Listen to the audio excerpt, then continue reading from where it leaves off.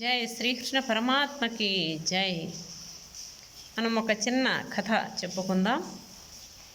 శ్రీమన్నారాయణమూర్తి వైకుంఠము నుండి శంకరుడు కైలాసము నుండి ఇద్దరు ఒకసాటికి వచ్చారన్నమాట. అప్పుడు ఇద్దరు మాట మాట్లాడుకుంటూ ఏమనుకున్నారు,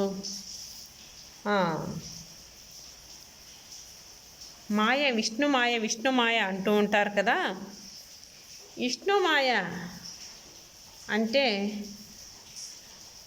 ఎవరు గెలవలేరా అనుకుంటూ ఉన్నారన్నమాట.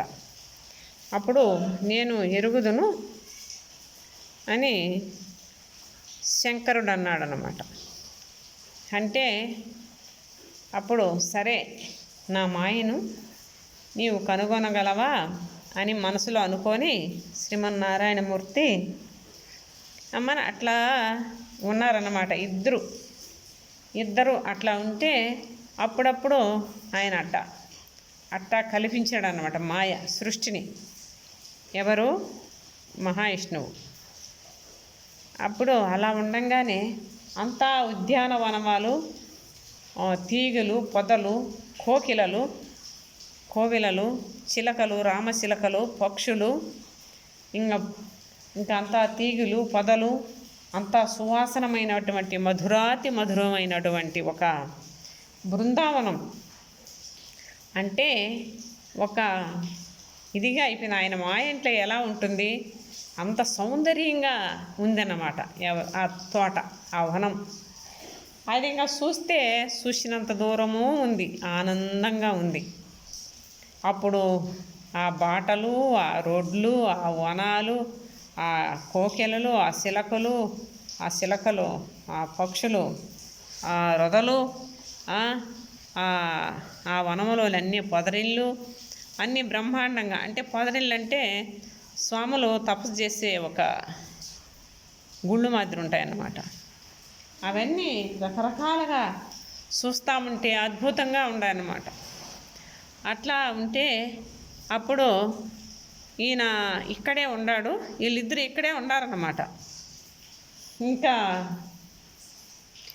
శ్రీమన్నారాయణలో నుంచి ఒక లీల పోయి మన అక్కడి నుంచి ఇంకా ఈమె ఒక పూల చెండు చేత పట్టుకొని అప్పుడు అట్లా వాసన చూసుకుంటూ ఆ చెట్టున తిరుగుతూ ఆడుతూ బ్రహ్మాండంగా అద్భుతంగా నాట్యం చేస్తూ పాడుతూ వస్తా ఉంది.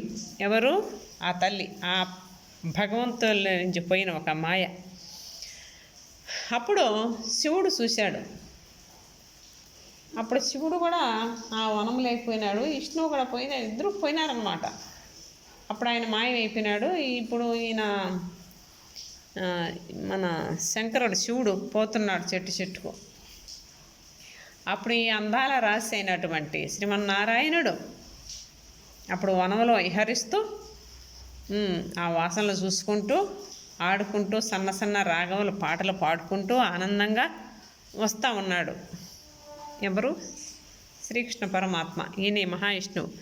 అప్పుడు శివుడు చూసి ఆనందపడిపోయినాడు అన్నమాట. ఆనందపడిపోయి ఆమె ఒక సౌందర్యంతో ఆకర్షింపబడి మురిసిపోతూ అప్పుడు ఆమె ఎంట పడ్డాడనమాట. ఎవరు? శంకరుడు. అప్పుడు, ఓ సుందరి, ఎవరు నీవు?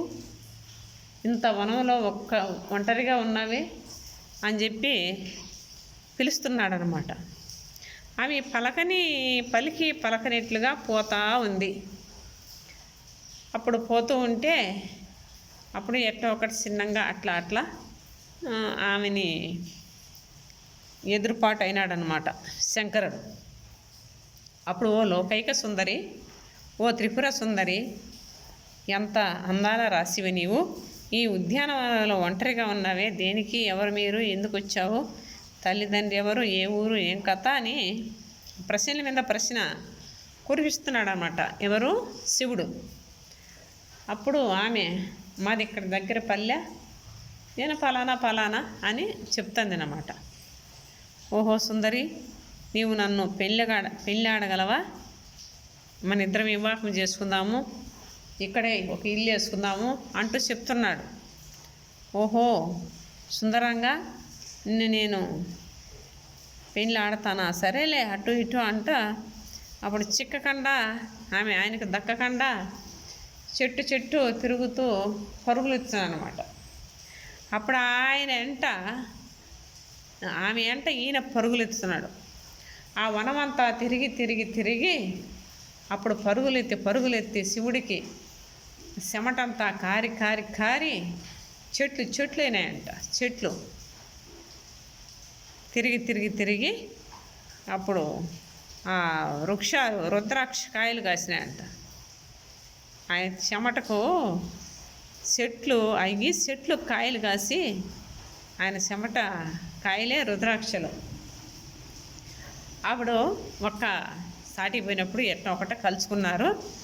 అప్పుడు ఆయన, ఓ సౌందర్యవతి, నేను వివాహం ఇప్పుడే చేసుకోవాలి అని చెప్పి రా అని చెప్పి సిక్కంటాడు గట్టిగా పట్టుకొని కౌగిలించుకున్నాడు అన్నమాట. ఎవరు? శంకరుడు. అప్పుడు మహావిష్ణువు అయినాడు. మహావిష్ణువు అయితే అప్పుడు, చూశావా శంకర, నా మాయని నీవు కనుగొనజాలకపోయినావు అని మహావిష్ణువు అన్నాడన్నమాట. అంటే అప్పుడు శివుడు, సరే నన్ను ఇంత పరిచయం చేసినవా అనుకొని ఏదో మాట మాట్లాడుకొని అప్పుడు ఇద్దరు సంతోషపడి అప్పుడు కైలాసానికి ఆయన పోతే వైకుంఠానికి ఈయన పోయినాడు అన్నమాట. ఒక చిన్న కథ, వచ్చిరాని కథ, అద్భుతమైన కథ, మనకు ఎంతో ఆనందాన్ని కలిగించే కథ. వాళ్ళిద్దరి పేర్లు చెప్పుకుంటూ మనం ఇట్లాంటివి చెప్పుకుంటూ మన జీవితం గడుపుకోవాలన్నమాట. వాళ్ళ మాటలు వీళ్ళ మాటలు చెప్పుకొని మన జీవితము పాడు చేసుకునే బదులు భగవంతుని గురించే కథలో, భగవంతుని గురించే పాటలు, భగవంతుని గురించే మాటలు మాట్లాడుకుంటూ మన పనులు మనం చేసుకుంటూ మన జీవనం హాయిగా ఆనందంగా గడపాలి. జై శ్రీకృష్ణ పరమాత్మకి. ప్రియాత్మ బంధువులారా, ఈ కథ మీకు బాగా నచ్చుతుంది అనుకుంటాను. ఈని ఆనందించి మాకు కొన్ని లైకులు చేయండి. జై శ్రీకృష్ణ పరమాత్మకి జై.